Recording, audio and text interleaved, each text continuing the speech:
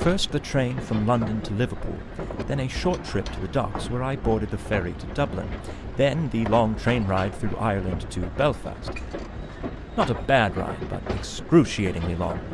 Check-in at the guest house in the town proper, quick supper, quick sleep, quick breakfast, and a hop on the local train here to the Holland and Wolff shipyard. Fortunately, it was punctual. I was worried about being tardy for being 3 hours early. My darling Claire always said to me, "Robin, you better get out of the house right now and go be useful for someone."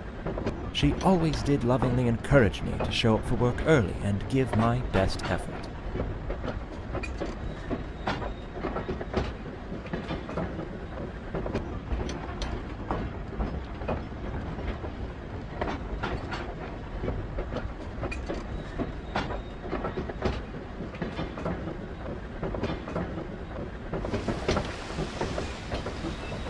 Titanic is likely no different from the Olympic. They're structurally identical. The Olympic underwent these trials months ago, so this should be a simple repeat. I board, observe her during the sea trials, vote aye or nay on her certification, and then I ride her back to Southampton. Come on, Robin, you can't mess this one up, as Claire always told me.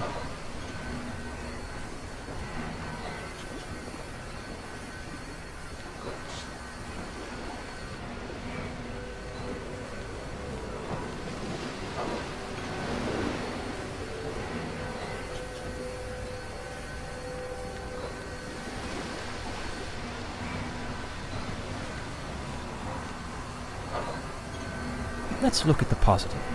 The weather broke, and now I've been given the opportunity to board the Titanic advance of the trials.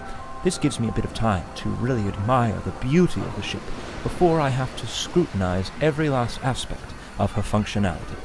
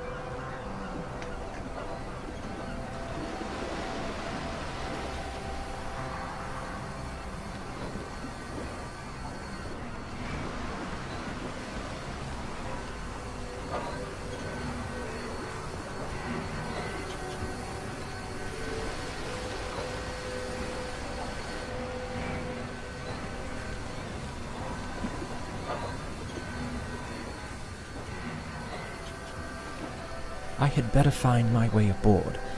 But I suppose there isn't reason for too much haste. No one else has even arrived yet, it seems. Plenty of time to explore, if I desire.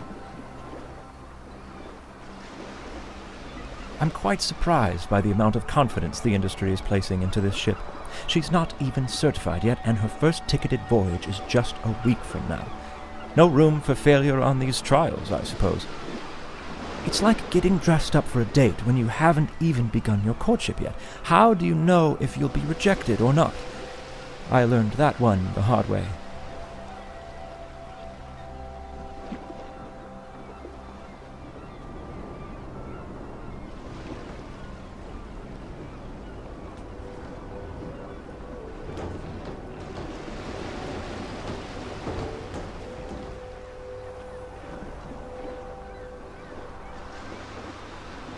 Belfast Loch is beautiful, with the hills around it and the morning fog. It reminds me of what I always imagined Puget Sound would be like. A man sure can make a living out in Seattle, if he can hold off the plague.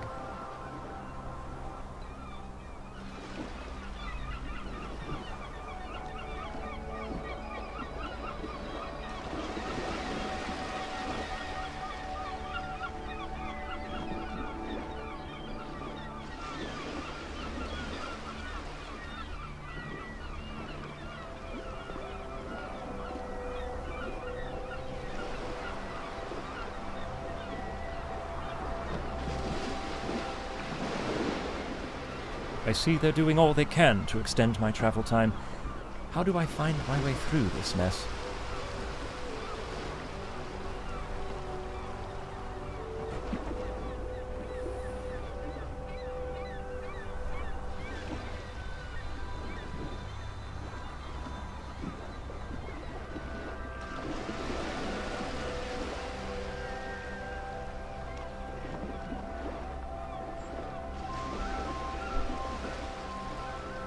So close to the aft gangway.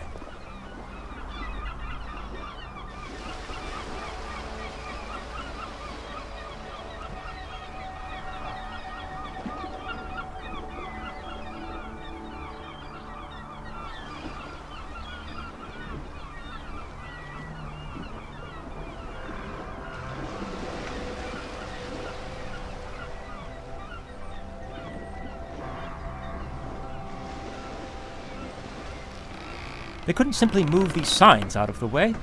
This vessel has triple screws. Yes, I feel the same way right now too, thank you.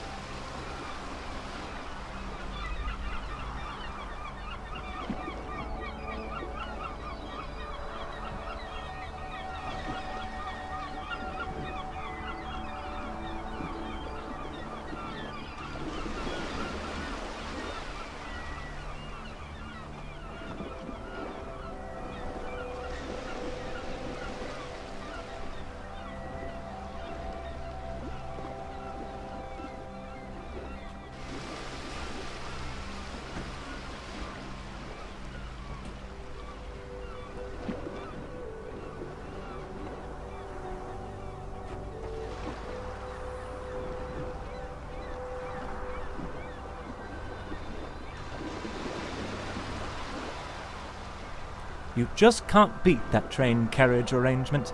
It really stretched my cognitive abilities. People simply aren't stimulated enough these days. Claire tells me that every night.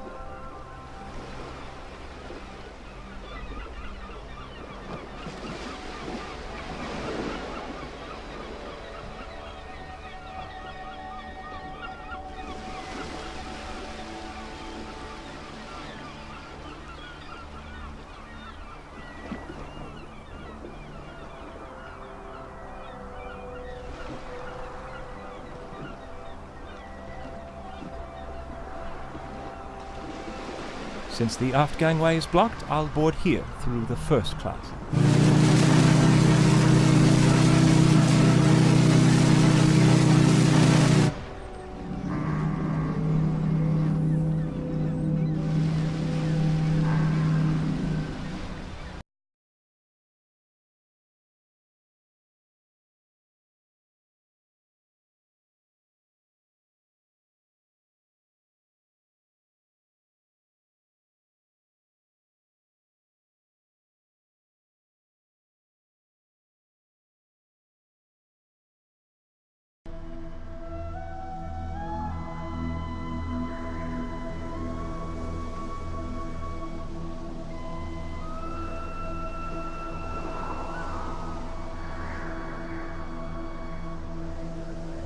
Most first-class spaces should be accessible at the moment, but I may be able to venture down to third class for a spell through Scotland Road on E-Deck. I believe I'm boarding before anyone else. Robin, right now you're the most handsome man on the Titanic.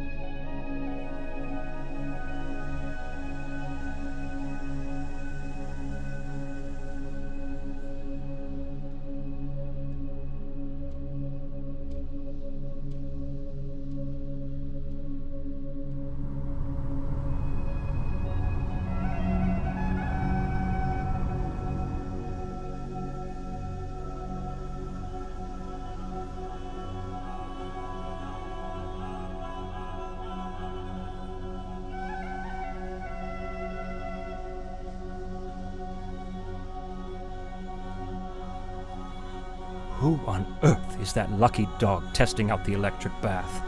And I believe I see a sliver of the plunge bath as well.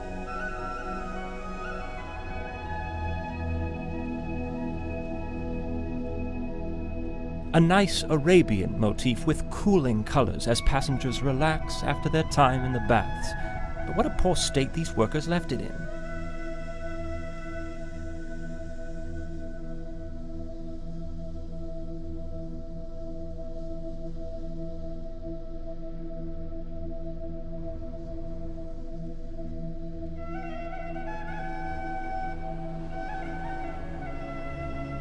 I'd hate to be quartered back here in such a cramped cubby, the walls bearing down on you like all the troubles, hopes, and deepest desires you dare not dwell upon.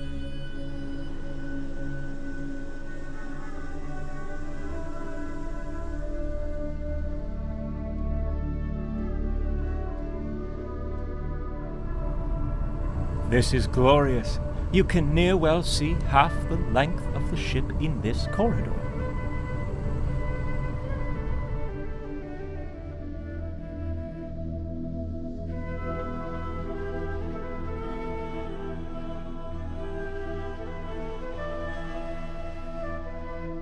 A stark contrast from the first-class accommodations, I should say, but still a major improvement from the other liners I've inspected. In all honesty, I envy these people in the lower class.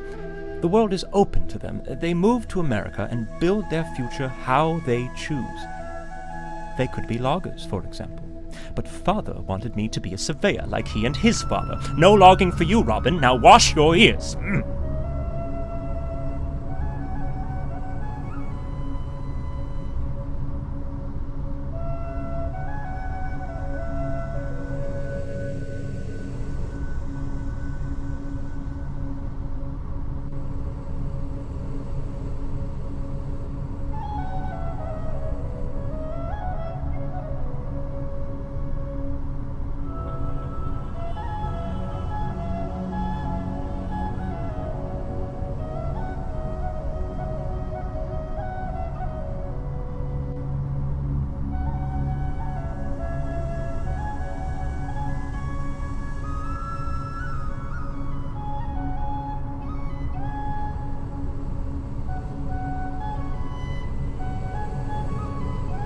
Oh dear, the door is open. Perhaps I'm not supposed to look in here, but I can't pass up this opportunity for a little adventure. Oh, if Claire were here now to see me being so daring. Where are the workers, though? Well, I suppose they're likely firing up the other boiler rooms.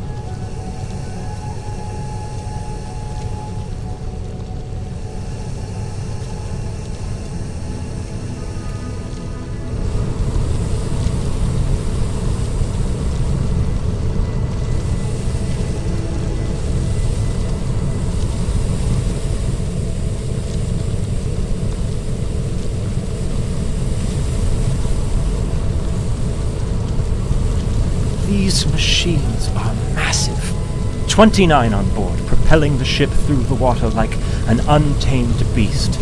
I anxiously await their performance during the sea trials shortly. Finally free and not held back from anything. No Mr. Tundry in sight. Just freedom.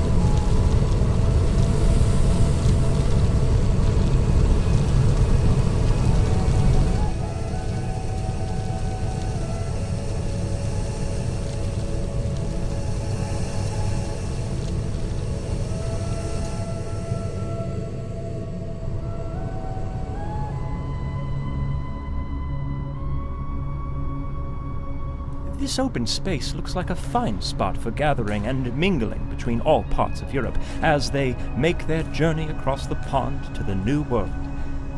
Perhaps a place on the West Coast, like Seattle.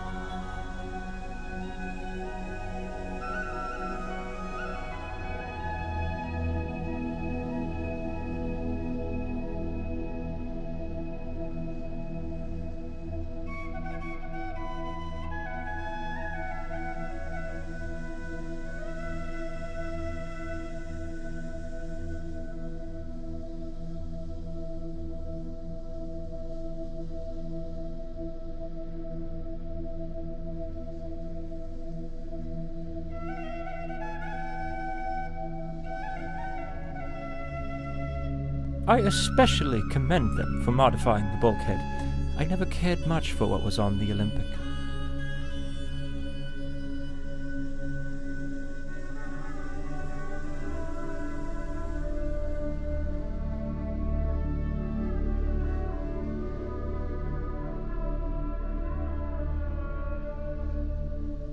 I see many of the tables are already set. There will be a fine banquet here for company and partner representatives, myself included, along with the one and only paying passenger joining us on our way to Southampton this evening.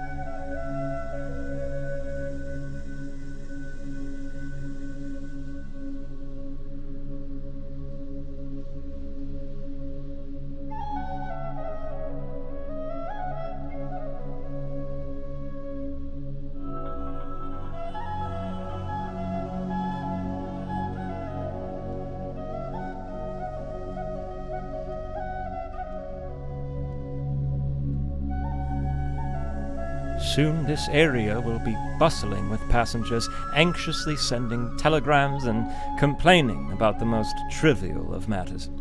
I consider it a blessing that I will not be around to witness that.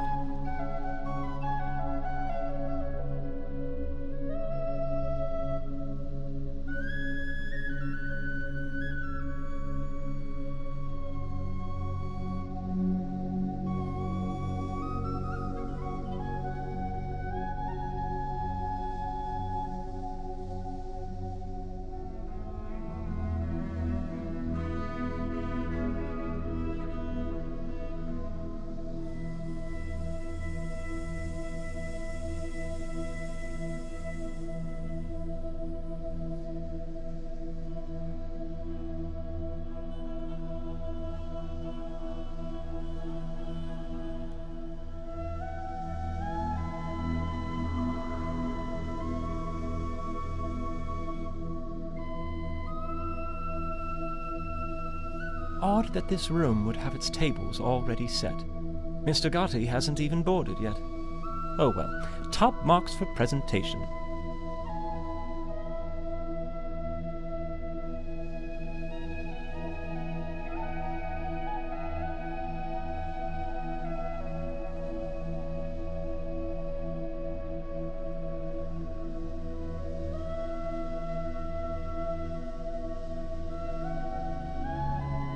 Love the wood detailing here.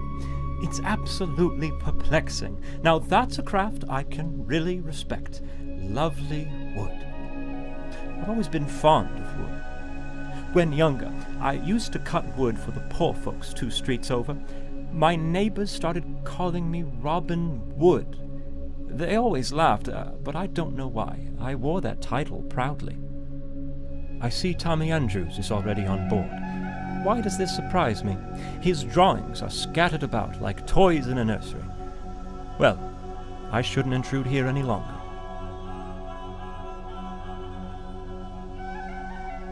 What a fine accommodation for the unwinding of the gentlemanly sort after a long day at sea. If only it were open now, and there were men in there to socialize with. Perhaps then I'd make some friends.